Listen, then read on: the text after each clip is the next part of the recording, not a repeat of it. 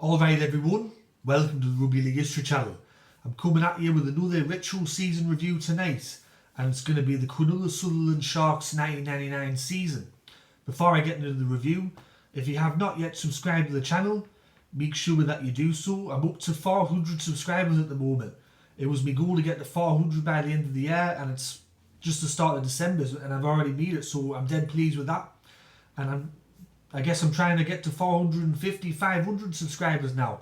But thank you to everyone that's recently subscribed to my channel, and thank you to everyone that's supported me from the beginning. Getting into the Cronulla Sutherland Sharks 99 season, they come first that year, minor premiers, very dominant year.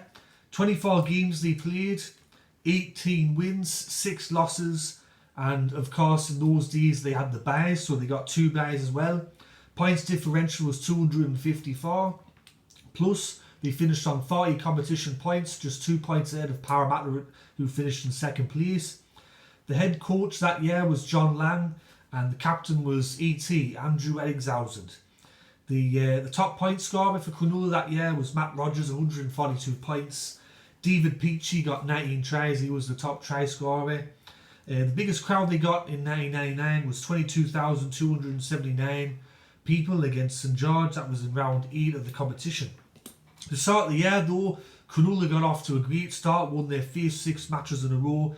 They beat Belmead 44-0 in the first round of the competition, so a great way to start the year, 44-0. And then they lost against Penrith in round 7, and then they went on another winning run there. They won 4 games in a row, and then in the last 8 games of the season, they only lost once. So a very good end of the year, good back end of the year there, like.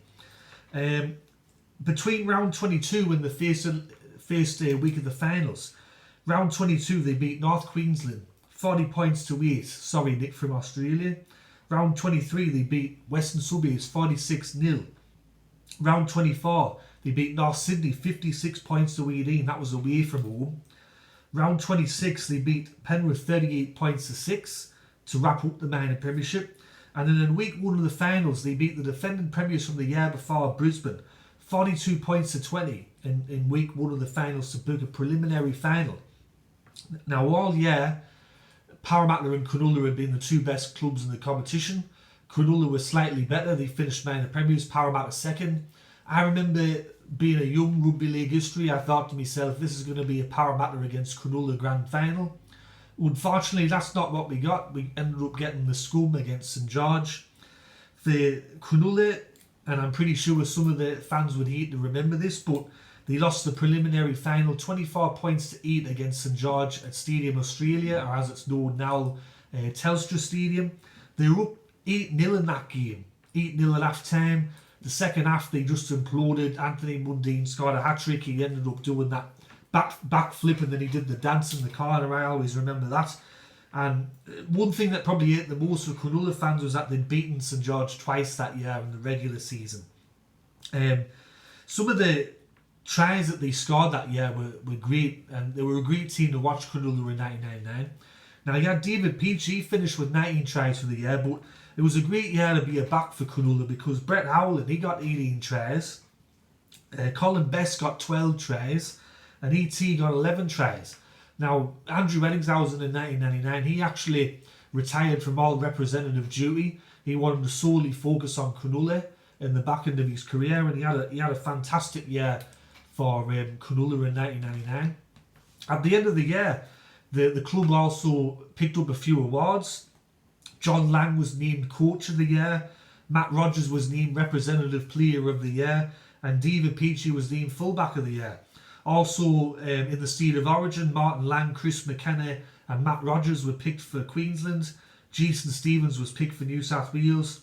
And Russell Richardson, Matt Rogers and Jason Stevens were all selected for Australia that year. Now for Cronulla, unfortunately for them and for their fans, they couldn't back it up in 2000. In 2000 it was the reverse of 1999. They come 8th, Brisbane come first, and they eliminated Cronulla in week 1 of the finals. But Cronulla, I'd see from that period from about 1995 through to about 2002, they were a very good team. They got close to reaching I mean, winning the grand final. They reached it in 1997. They got close on a couple of other occasions, but they just couldn't get over the line and win that Premiership.